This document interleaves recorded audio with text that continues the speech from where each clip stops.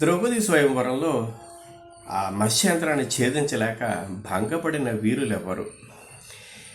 ఈ మత్స్యంత్రము ఒక ముని చేత నిర్మింపబడినటువంటిది. ఈ విషయాన్ని దృష్టద్యుమ్నుడు తన సోదరి ద్రౌపది యొక్క స్వయంవర సభామంటపంలోనే స్వయంవరానికి ముందు ప్రకటించాడు. అందుచేత గొప్ప లాఘవం ఉంటే తప్ప, విలువిద్యలో నైపుణ్యం ఉంటే తప్ప దీన్ని సాధించడం సాధ్యం కాదని. ద్రౌపదికి అన్నీ పొందినటువంటిదే, పుత్రికగా పొందినటువంటిదే అర్జునుడికి వివాహం చేయడం కోసం అని చెప్పి, కానీ ఆ స్వయంవరానికి వచ్చినటువంటి వాళ్ళలో అర్జునుడు ఎక్కడా కనిపించలేదు రాజకుమారుల్లో. ఈ పాండవులు 5 కూడా బ్రాహ్మణ వేషంలో ఆ స్వయంవరంలోకి వచ్చారు, స్వయంవరానికి.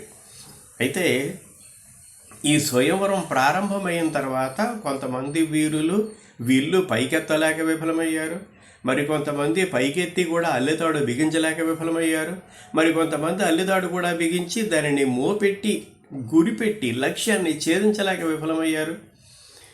చివరికి అర్జునుడు లక్ష్యాన్ని ఛేదించి ద్రౌపదిని వివాహం చేసుకున్నాడు.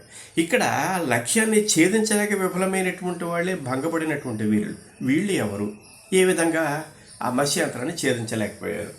శిశుపాల జరాసంత శల్య కర్ణులు తక్క కొనయం బెక్కించి మోపెట్ట అశక్యంబై.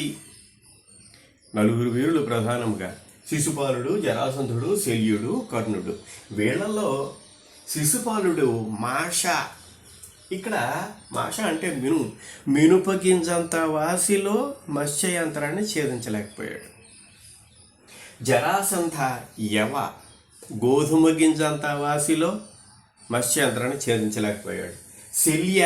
శల్యుడు ముద్గ అంటే పెసరగింజంత వాసిలో మత్స్యంత్రాన్ని ఛేదించలేకపోయాడు. ఇంకా కర్ణుడు అర్జునుడితో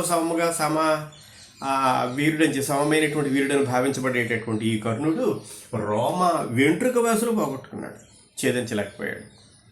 చివరికి అర్జునుడు మత్స్యంత్రాన్ని ఛేదించి ద్రౌపదిని వివాహం చేసుకున్నాడు.